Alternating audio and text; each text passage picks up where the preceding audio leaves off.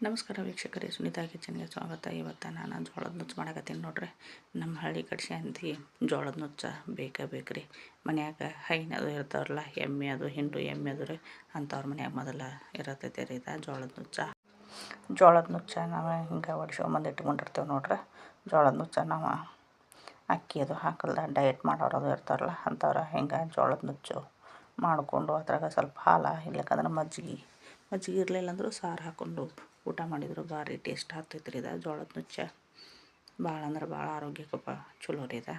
ಸಣ್ಣ ಮಕ್ಕಳಿಗೂ ಸದ್ಯಕ್ಕೆ ಹಿಂಗೆ ನಾವು ಜೋಳದ ನುಚ್ಚು ಮಾಡಿಕ್ಯಾರ ಹಾಲಿನಾಗ ಹಾಕಿ ಕುಡಿಸಿದ್ವಪ್ಪ ಅಂದ್ರೆ ಮಕ್ಕಳ ಆರೋಗ್ಯನೂ ಚಲೋ ಇರ್ತೈತೆ ರೀ. ಹಿಂಗೆ ಮಕ್ಕಳು ಗಟ್ಟಿಮುಟ್ಟಾಗಿ ಇರ್ತಾರೆ. ಈಗ ಫಸ್ಟಿಗೆ ನಾವು ಜೋಳದ ನುಚ್ಚ ಸ್ವಲ್ಪ ತಣ್ಣೀರಾಗ ಹಾಕ್ಬೇಕು ರೀ. ನಾವು ಸ್ವಲ್ಪ ಬಿಸಿನೀರು ಕಾಸಿ ಹಾಕಿದ್ದೀವಿ ಅಂದ್ರೆ ಏನಾಗ್ತೈತೆ ರೀ, ಗಂಟು ಆಗಿಬಿಡ್ತೈತೆ ರೀ ಅದು. ಅದಕ್ಕೆ ನಾವು ಮೊದಲು ತಣ್ಣೀರಾಗ ಹಾಕಿ ಸ್ವಲ್ಪ ಅದನ್ನು ಮಿಕ್ಸ್ ಮಾಡಿ ಇಟ್ಕೊಂಡು ಆಮೇಲೆ ಗ್ಯಾಸ್ ಮೇಲೆ ಇಟ್ಟು ಅದನ್ನು ಕುದಿಸ್ಬೇಕಾಗತ್ತೆ ರೀ.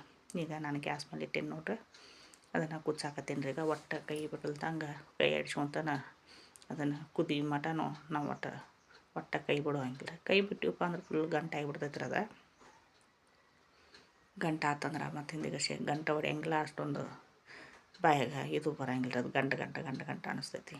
ಹಿಂಗಂತೇಳಿ ನಾವು ಅದನ್ನೊಂದು 5 ನಿಮಿಷ ನಾವು ಹಿಂಗೆ ತಿರುಗಾಡ್ಕೊತ ನಿಂತೀವಪ್ಪ ಅಂದ್ರೆ ಕುದಿ ಹಿಡಿದಿಂದ ಅದು ಗಟ್ಟಿ ಗಂಟು ಆಗಂಗಿಲ್ಲ. ಈಗ ಕುದಿಯಾಕತ್ತೈತಿ ನೋಡ್ರಿ ಅದು.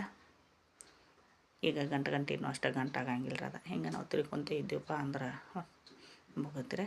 ಈಗ ಸ್ವಲ್ಪ ಉಪ್ಪು ಹಾಕಾಕತ್ತೀನಿ ನೋಡ್ರಿ ನಾನು ರುಚಿಗೆ. ಈಗ ಉಪ್ಪು ಹಾಕಿದಾದ್ಮೇಲೆ ಮತ್ತೊಮ್ಮೆ ಹಿಂಗೆ ತಿರುವಿ ನಾವು ಒಂದು ಪ್ಲೇಟ್ ಮುಚ್ಚಿ ಒಂದು 5 ನಿಮಿಷ ಸಣ್ಣ ಗ್ಯಾಸ್ ಮೇಲೆ ಇಟ್ಟಿವಪ್ಪ ಅಂದ್ರೆ ಜೋಳದ ನುಚ್ಚ ರೆಡಿ ಆದಂಗೆ ನಂಬೋದು. ಯಾಕಂದ್ರೆ ಅದು ಜೋಳದ ನುಚ್ಚಲ್ಲ ಸ್ವಲ್ಪ ಒಮ್ಮೆಗೊಳ್ಬೇಕ್ರಿ.